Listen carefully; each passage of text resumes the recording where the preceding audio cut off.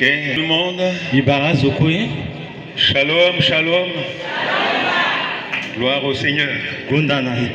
Ce matin, vraiment, ça a été un culte merveilleux.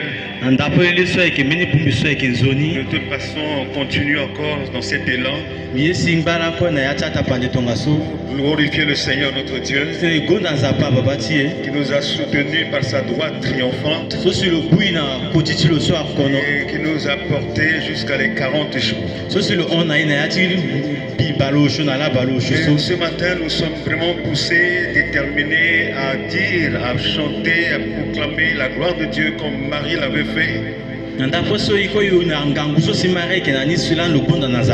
Dieu a jeté son regard bienveillant sur Marie, et lui a donné vraiment l'opportunité, la grâce de porter le Sauveur. Et à la fin, elle a chanté un cantique à Dieu. Dieu a fait pour moi de grandes choses. Et nous aussi, Dieu nous a fait de grandes choses. Alléluia. Dieu nous a fortifiés. On a tenu bon jusqu'à la fin. Et c'est une grâce particulière que le Seigneur nous a faite. Et aujourd'hui, c'est le couronnement de tout ce temps passé en sa présence. Vous savez, Dieu cherche l'intimité. Dieu cherche la relation avec sa créature que nous sommes.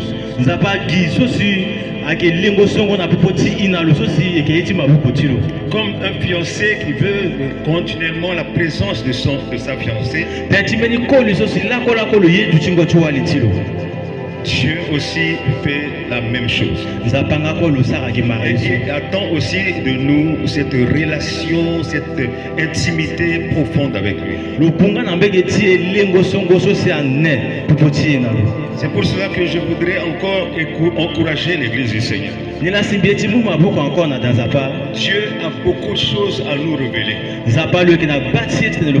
Dieu a beaucoup de choses à te révéler. Mais tu ne prends pas le temps de l'écouter. Tu ne prends pas le temps d'être ensemble avec lui pour qu'il puisse t'entraîner dans la révélation de ce qu'il a prévu pour toi. Combien le Seigneur pleure, combien lui aussi se lamente. C'est pas parce qu'il est Dieu qu'il ne peut pas se lamenter. Parce qu'il nous offre toujours des opportunités. Et nous ne savons pas vraiment nous approcher de lui pour arracher ce qui est suspendu à notre endroit. Mais un homme avait compris. Moïse avait compris cela. Pour toucher le cœur de Dieu, pour que Dieu puisse lui donner l'orientation de sa vie d'abord,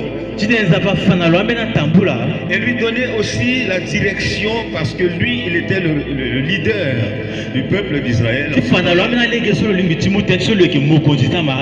Moïse a passé quelque temps devant l'Éternel. C'est pas Dieu qui l'avait appelé, mais lui-même. Il voulait avoir vraiment une intimité avec celui qui lui a dit de quitter son territoire, de quitter son pays et d'aller en Canaan.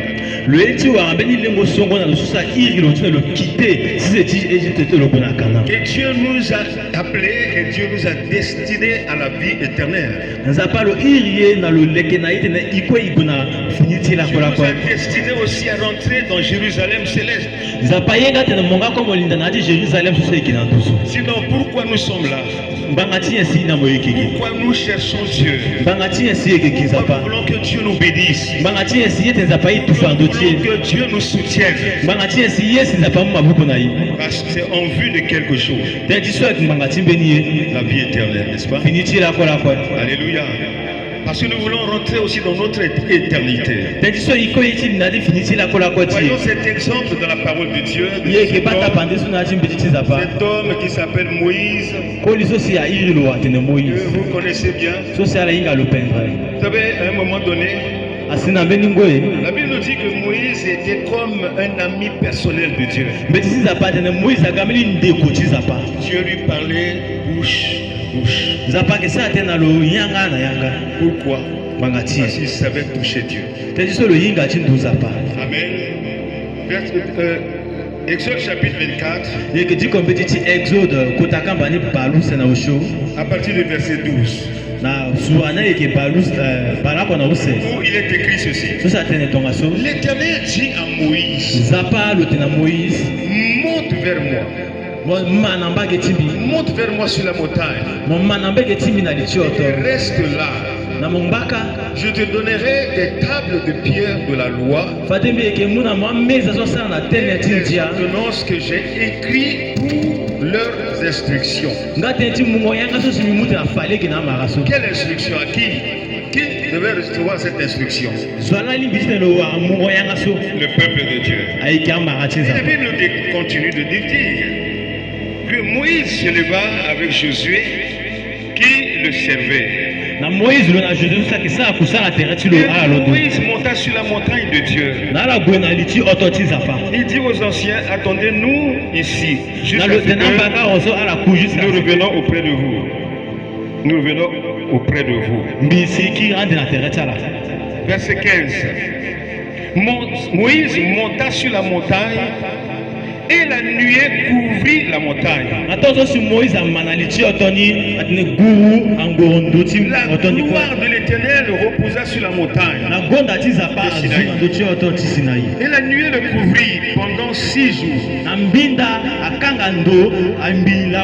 Le 7e jour, l'Éternel appela Moïse du milieu de la nuée. Le 7e jour, l'Éternel appela Moïse du milieu de la nuée. Et l'aspect de la gloire de l'Éternel était comme un feu dévorant. Sur le sommet de la montagne, aux yeux des enfants d'Israël. Moïse entra au milieu de la nuée. Il monta sur la montagne. Moïse demeura sur la montagne 40 jours et 40 nuits. Alléluia. Vous voyez, Moïse voulait vraiment que Dieu lui parle. On rentrait aussi en relation avec Dieu. 6 jours, c'était pas vraiment, c'est très peu, c'était peu. Pour que Dieu puisse lui communiquer, lui transférer ce qu'il a pour le peuple de Dieu. 6 jours. Passe vite. Il est descendu. Dieu lui a dit de remonter encore. Parce qu'il a trouvé le plaisir de partager avec Moïse. Pourquoi? Parce que Moïse voulait vraiment connaître Dieu. Parce que Moïse savait que Dieu c'était le Père de qui découle toutes choses. Il est remonté là-bas. Parce qu'il y avait encore des secrets à communiquer à Moïse pour le bien-être de son peuple. Moïse était resté 40 jours. Mais toi aussi, Dieu a des secrets à te révéler pour ta vie. Pour ton avenir. Pour ta famille. Mais pourquoi ne peux-tu pas aussi monter à la présence de Dieu pendant 40 jours?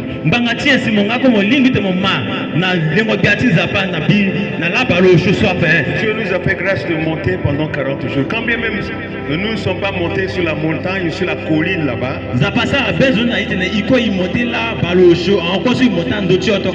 Mais Dieu s'est révélé à nous. Pendant ces 40 jours passés ensemble, chacun a reçu sa part de dose de la part de l'Éternel. Amen, amen. Et vous allez voir après, quand Moïse était descendu, après sa rencontre avec lui, Exode chapitre 34, verset 35 nous dit ceci. Les enfants d'Israël regardaient le visage de Moïse et voyaient que la peau de son visage rayonnait. Et Moïse remettait le voile sur son visage jusqu'à ce qu'il entra pour parler avec l'Éternel. Quand Moïse était descendu, il y avait une splendeur dans la vie de Moïse, une transformation.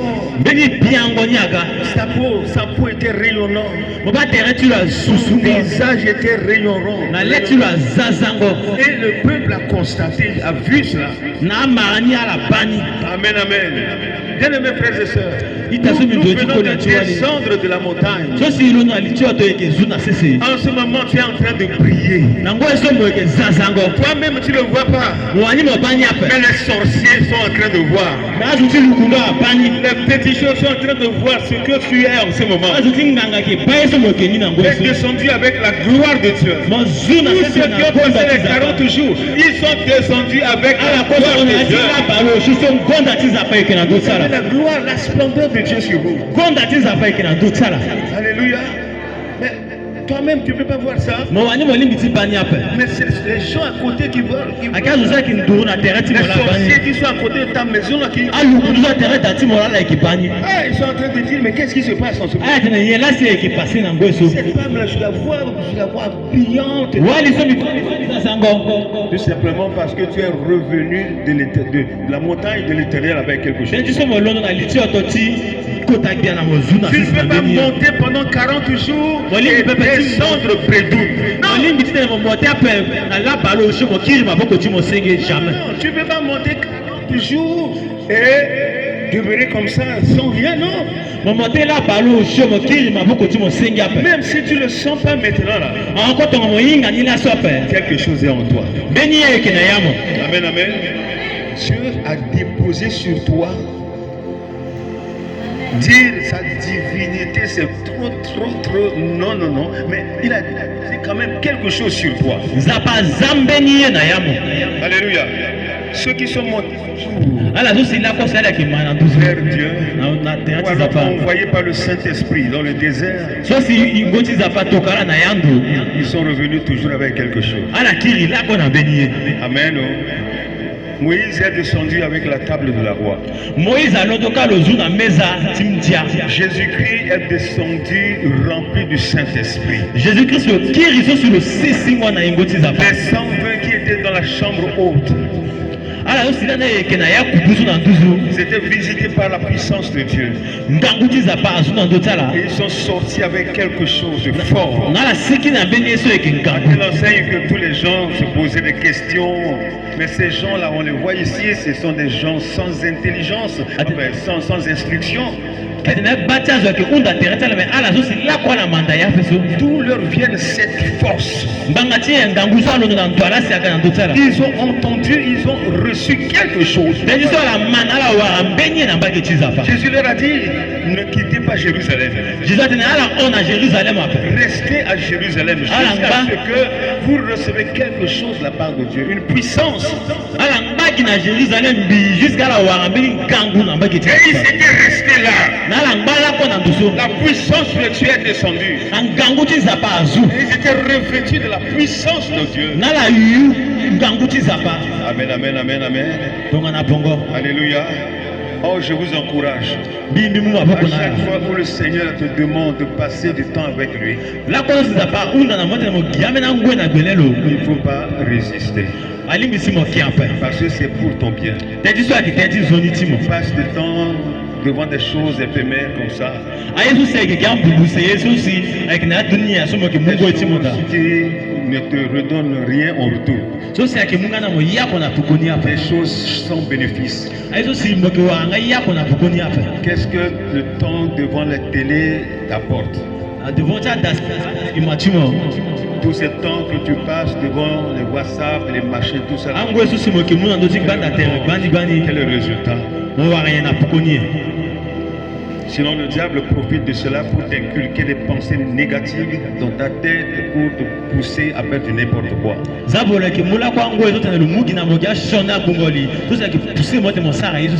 Mais désormais, rentre dans la présence de Dieu. Et si le Seigneur te dit de rester, de continuer encore, continue. Même si tu maigris, mais dans le Seigneur, tu grossis. Amen, amen. Vous savez, papa, vraiment, tu as maigri. Papa, je lui dit, j'ai maigri devant vous. Mais dans le Seigneur, je suis grande personne. Amen, amen, amen. Alléluia. Mais oui, le Seigneur a montré à une sœur. Parce que les sœurs nous avaient promis de bénir à la maison pour que nous puissions prier pour elle. Elle nous a fixé l'heure. On a entendu à 20. Et la nuit même, Dieu s'est révélé à lui. Dieu s'est révélé fortement. Mécontent, a donné le rendez-vous et n'a pas respecté son rendez-vous.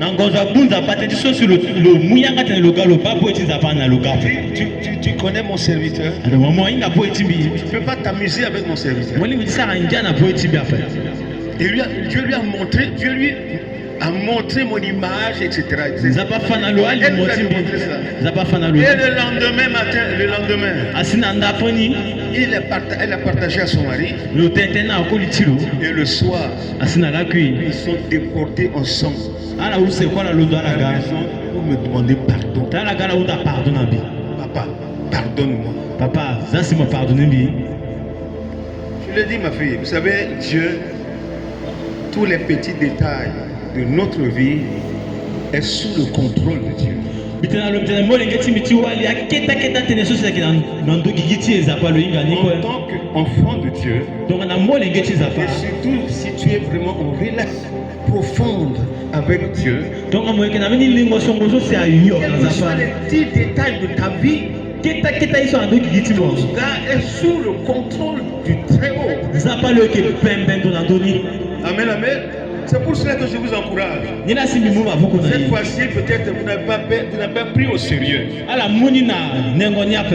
Pas tout le monde. Mais la prochaine fois, cherchez cette intimité avec Dieu. Approchez-vous de Dieu. Rapprochez-vous de Dieu. Je vais vous dire encore de continuer. La dernière fois, nous, on était sortis ministère pour aller chez Dieu. Après avoir terminé les 21 jours qu'on a pris ensemble, à la veille, Dieu va nous dire encore de continuer 40 jours. On a fait 70 jours. Dieu nous a révélé des choses terribles. Vous savez, notre communauté est debout. Parce que nous cherchons Dieu. Et Dieu nous révèle des choses. Et quand Dieu nous révèle à nous, nous mettons en application ce que Dieu nous se révèle. Nous sommes toujours ensemble. Des choses, des divisions, des machins se passent dans des dénominations, d'autres dénominations là-bas. Mais le Seigneur nous tient debout. Pourquoi? Parce qu'il nous donne, il nous révèle. Et même sur le pays.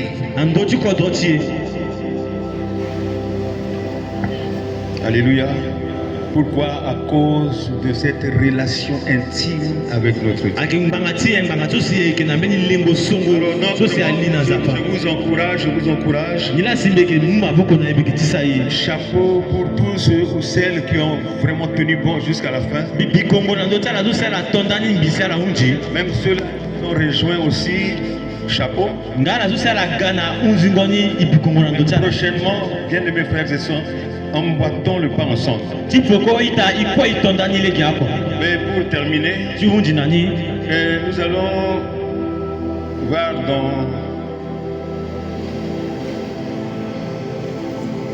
dans Ésaïe.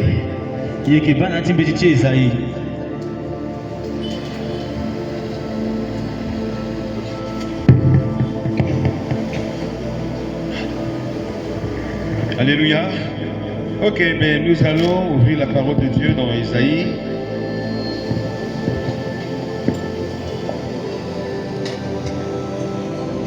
Alléluia. Ésaïe 61. Voilà, Ésaïe 61. C'est par rapport à l'onction d'huile que nous allons maintenant vous appliquer. Appliquer sur votre corps. Vous savez, l'onction, c'est une puissance. L'huile symbolise la présence du Saint-Esprit. Symbolise le Saint-Esprit. Et Dieu a toujours utilisé l'huile pour consacrer beaucoup de choses. Des ustensiles dans sa maison, des choses sacrées. Et nous aussi, nous sommes des personnes sacrées. Amen, amen. Qui sait qu'elle est précieuse? Amen, amen. C'est pas tout le monde qui sait, hein, mais sache que tu es une personne importante pour Dieu. Tu as été mis à part pour Dieu. Et Dieu a besoin de toi. Il veut que tu sois toujours sous sa protection. Et le Seigneur a permis que l'huile, que nous puissions vous appliquer de l'huile sur vous. Pourquoi? Pour que vous puissiez recevoir une force. Amen. On ne se laisse pas oindre avec de l'huile parce que on a peur de la mort.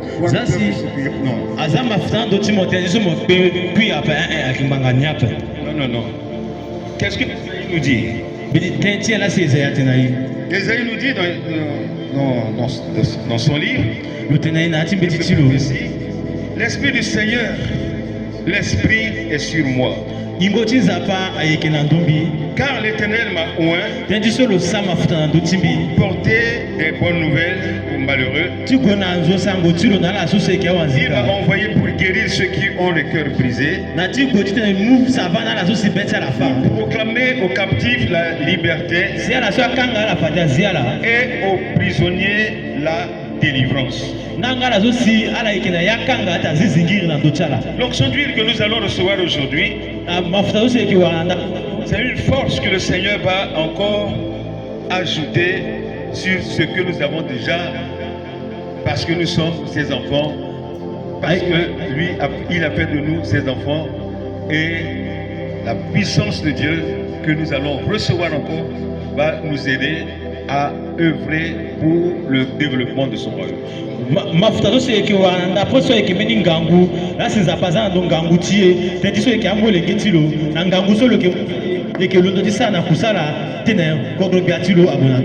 Isaïe dit ici que l'Esprit de Dieu, l'Esprit du Seigneur est sur moi pour porter des bonnes nouvelles aux malheureux.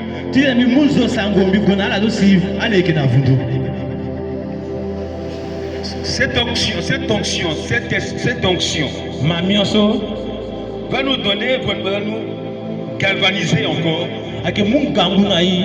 Chacun dans le domaine de grâce que le Seigneur lui a fait. Dans le domaine du don que le Seigneur lui a donné. De pouvoir exercer cela pour la gloire de Dieu.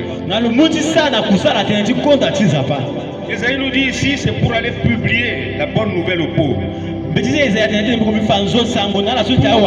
guérir les malades. Pour rendre libres les opprimés. Et là, c'est ce que le Seigneur lui a donné.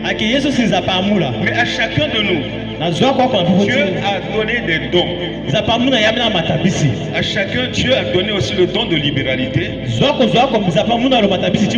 de gagner des âmes, le don d'exaucer, le don d'hospitalité, le don d'aider. Mais l'onction que nous allons recevoir va nous pousser, va nous galvaniser, va nous pousser à aller et exercer le don que le Seigneur nous a donné. C'est pas pour que nous demeurons dans la paresse. C'est pas pour que nous demeurons dans l'apathie.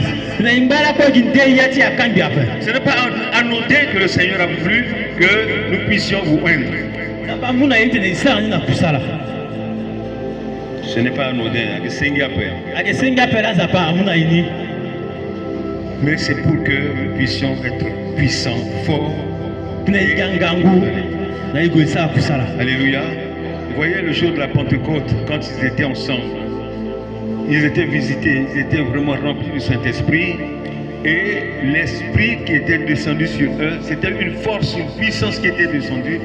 Et ils étaient devenus méconnaissables.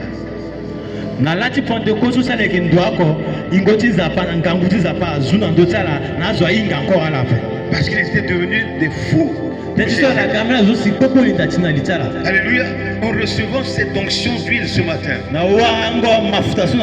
devenons fous pour Jésus. Amen, amen, amen. Devenons fous pour Jésus.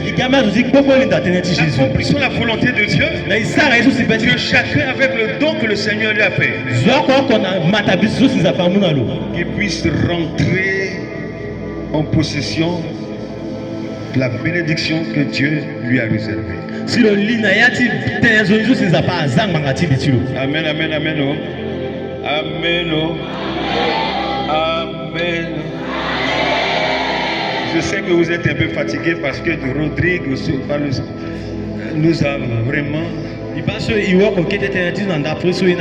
Mais il était sous l'onction du Saint-Esprit. Amen, amen, amen. Alléluia. Et je crois que en prenant cette onction ce matin, Dieu va encore vous renouveler. Amen. Et c'est le couronnement de tout ce temps qu'on a passé ensemble devant la présence de notre Dieu.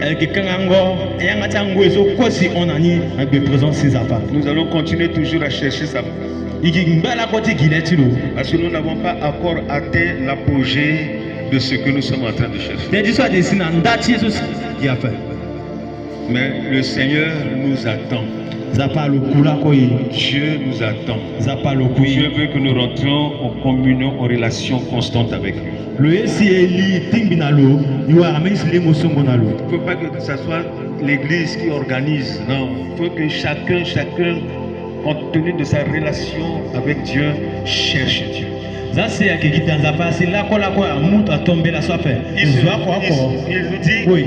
nous dit qu'il se laisse trouver par celui qui le cherche. Dieu a beaucoup de choses à te révéler. Des choses cachées. Des choses pour l'avenir de ton avenir. L'avenir de tes enfants. Tout ce que tu fais, ne va pas chez les gagas, mais monte à la montagne de Dieu. Dieu va se révéler. Et votre communion, votre relation va être vraiment une relation saine, forte,